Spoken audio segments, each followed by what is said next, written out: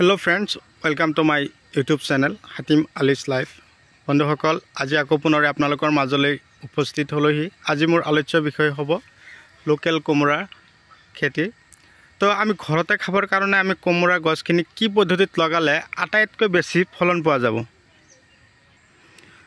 আৰু কি ধৰণৰ কোমোৰা আমি আনি ঘৰতে লগাব লাগিব। তো সৰু এটা চাং দিয়াৰ ফলতে চাওক এটা চাঙতে কিমান কোমোৰা লাগিছে। মোটামুটি ধৰক 30টাৰ ওপৰতে কোমোৰা লাগিছে। তো খেতিটো যে আপোনালোকক দেখুৱাই আছোঁ, আপোনালোকেও ঘৰতে পৰাপক্ষত এনেকুৱা পদ্ধতি অৱলম্বন কৰিব।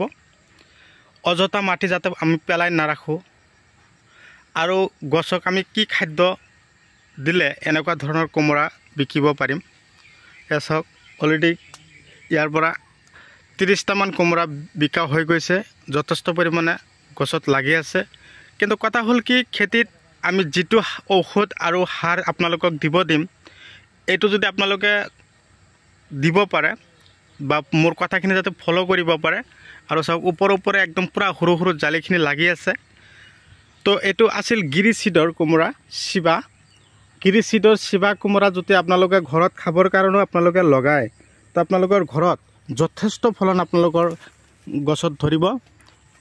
কিন্তু কথা হ'ল আপোনালোকে এটা সৰু কাম কৰিব লাগিব।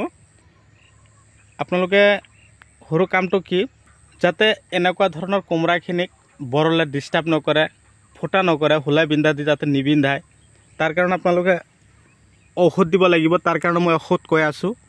আৰু কোমোৰাখিনিত যাতে কোনো ধৰণৰ স্পট নহয় আৰু কোমোৰা গছখিনি যাতে কোনো ধৰণৰ পাতত ডিষ্টাৰ্ব নহয়, ব্লাড বেমাৰে নাপায়, তাৰ কাৰণে মই A to Z ঔষধখিনি কৈ আছোঁ। তাৰ আগতে আপোনালোকক এটা কথা কৈছোঁ, আপোনালোকে যদি মোৰ চেনেলৰ এতিয়াও নতুন ভিউৱাৰ্ছ হিচাপে আছে তেনেহ'লে মোৰ চেনেলটো ছাবস্ক্ৰাইব কৰি দিয়ক আৰু কাষত থকা বেল ঘণ্টিটো লাহেকৈ বজাই দিয়ক। আৰু আজি এই ভিডিঅ'টো আপোনালোকে মোৰ ইউটিউব চেনেলত চাব পাৰিব, কিন্তু আপোনালোকে ছেম ভিডিঅ' আপোনালোকে চাব পাৰিব মোৰ ফেচবুক পেজত গ'লেও আপোনালোকে নিশ্চয় মোৰ ভিডিঅ'টো চাব পাৰিব। তো বন্ধুসকল, কথা হ'ল কি, আপোনালোকে অলৰেডি গোবৰ সাৰটো অকণমান বেছিকৈ খটাব। কোমোৰা গছত গোবৰ সাৰ বেছি দিলে ফলন বৃদ্ধি পায়।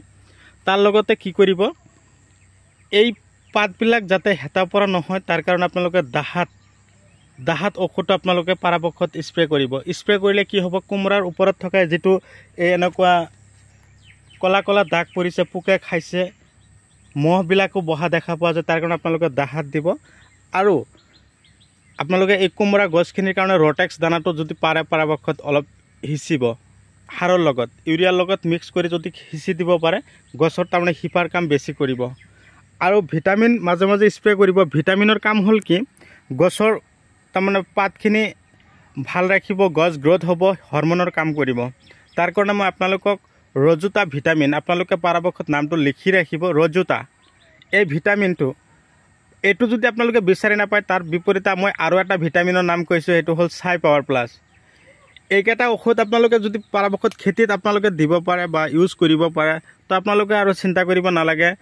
আৰু কথা হ'ল, মোটামুটি মাটি 5 লোচাৰ ওপৰত নহ'ব, মোৰ এটা অনুমান 5 লোচা। তো মোৰ জেঠাই তাৰমানে ইয়াত লগাইছিল, মানে কি হয়, বুঢ়া মানুহ হ'লেও তাৰমানে কি হয়, গছখিনি লগোৱাৰ পিছত যেতিয়া গছত ফলন আহে, তো চাব পাৰিব আমাৰ মানুহখিনি কিন্তু মনত এটা বহুত ডাঙৰ আনন্দ আহে। আমাৰ অসমীয়া মানুহে চাওক এনেকুৱা তাৰমানে চতুৰ কাম কৰিছে। চাওক 30টা বিকিছে আৰু অলৰেডি গছত ধৰক 30টামান লাগি আছে। মোটামুটি 5 লোচা মাটিৰ পৰা 60টা। তো পিছলৈ আৰু মই যিখিনি দানা আৰু ঔষধৰ কথা কৈছোঁ, এইবিলাক যদি আপোনালোকে ইউজ কৰিব পাৰে, তো আপোনালোকৰ খেতিত যথেষ্ট ফলন আহিব। আৰু কথা হ'ল কি, এয়া চাওক কোমোৰাবিলাক সৰু থাকোঁতে যে বৰলে হোলাই বিন্ধাই দিয়ে আৰু পকি যায়, হালধীয়া হয়, হেতাও পৰা হয়, তাৰ কাৰণে মই আপোনালোকক এটা ঔষধৰ নাম কৈ দিছোঁ। যদি আপোনালোকে স্প্ৰে কৰিব পাৰে, সপ্তাহত এবাৰ স্প্ৰে কৰিলে আপোনালোকৰ খেতিত আৰু বৰলে কোনো ধৰণৰ ডিষ্টাৰ্ব নকৰিব। তাৰ কাৰণে আপোনালোকে কি কৰিব লাগিব, পাতগ্ৰাম বা আলিকা আপোনালোকে নাম লিখি ৰাখক আৰু দোকানত গৈ বিচাৰি থাকক। যদি পায় আপোনালোকে খেতিত স্প্ৰে কৰক। আৰু যদি আপোনালোকৰ তেনেকুৱা ধৰণৰ দানা ঔষধ যদি আপোনালোকে বিচাৰি পোৱা নাই, পিছলৈ মোক যোগাযোগ কৰক। মই আপোনালোকক যি পদ্ধতিয়ে হওক আপোনালোকক মই পঠিয়াই দিবৰ কাৰণে আগ্ৰহী আছোঁ। তো বন্ধুসকল মোৰ ভিডিঅ' আপোনালোকে কোন ঠাইৰ পৰা চাই আছে মই আপোনালোকক অশেষ ধন্যবাদ জনাইছোঁ। আৰু কথা হ'ল আপোনালোকে মোৰ ভিডিঅ'টো ফ'ল' কৰিব। মই কোনবিলাক দানা ঔষধৰ কথা কৈছোঁ, কোনবিলাক সাৰৰ কথা কৈছোঁ, এইবিলাক যদি আপোনালোকে বেছি ইউজ কৰিব পাৰে আৰু সময়মতে যাতে দিব পাৰে তাৰে কামনা কৰিলোঁ। তো আমাৰ প্ৰধান উদ্দেশ্য হ'ল অসমীয়া মানুহখিনি যাতে ঘৰতে খাবৰ কাৰণে এনেকুৱা পদ্ধতি অৱলম্বন কৰিব পাৰে। আমি যাতে বজাৰৰ পৰা আমি চব্জি কিনি খাব নালাগে, যে ঘৰতে যিখিনি আমাৰ উৎপাদন হ'ব সেইখিনি যাতে আমি খাব পাৰোঁ, খাদ্য হিচাপে আমি হেৰি কৰিব পাৰোঁ। ফেমিলিয়ে যাতে আমি একগোট হৈ একেলগে আমি এইবিলাক তাৰমানে বেছি প্ৰয়োজন নোহোৱা খাদ্য, তাৰমানে বেছি ঔষধ যাতে আমি ব্যৱহাৰ নকৰোঁ। তাৰ মাজতে মই যিখিনি ঔষধৰ নাম কৈছোঁ আপোনালোকে যদি এই ঔষধখিনি ব্যৱহাৰ কৰে আপোনালোকৰ কোমোৰা গছত, তো আমাৰ কাৰণে কোনো ক্ষতিদায়ক নহ'ব। তো ঘৰত যিখিনি চব্জি হয় সেই চব্জিখিনি খালে আমাৰ বহুত নানান ধৰণৰ বেমাৰ আজাৰৰ পৰা আমি হাত সাৰিব পাৰোঁ। তো আজিকালি ধৰক বজাৰত নানান ধৰণৰ ঔষধ সাৰ এইবিলাক ইউজ কৰি চব্জিখিনি আমাৰ উৎপাদন কৰি আছে। এইবিলাক খোৱাৰ ফলত আমাৰ নানান ধৰণৰ বেমাৰ আজাৰৰ লক্ষণ দেখা দিয়ে। তাৰ কাৰণে আমি ঘৰত যদি এনেকুৱা পদ্ধতি অৱলম্বন কৰি যাতে খেতি কৰিব পাৰোঁ, সফল হ'ব পাৰোঁ, 2 টকা 4 টকা যাতে আমি বিকিব পাৰোঁ, তাৰে কামনা কৰোঁ। আপোনালোকে এই পদ্ধতি অৱলম্বন কৰক, সফল হওক, মই সেই কামনা কৰিছোঁ। তো কথা হ'ল প্ৰথম অৱস্থাত কি কৰা হৈছিল, মেটেকা যেতিয়া কোমোৰা গছখিনি পুলিখিনি লগোৱা হৈছিল তেতিয়া মেটেকা দিয়া হৈছিল। তো মেটেকা দিয়াৰ ফলত কি হয়, মেটেকা গোবৰ সাৰতকৈ যেন এটা বেছি ভাল কাম কৰে। তাৰ কাৰণে গোবৰ সাৰত বিপৰীতে মেটেকা দিছিল, তাৰমানে জেঠাইৰ গোবৰ নাই, সেইকাৰণে মেটেকা ইউজ কৰিছিল। মেটেকা দিয়াৰ পিছত কি কৰিছিল, সেই মাটিতে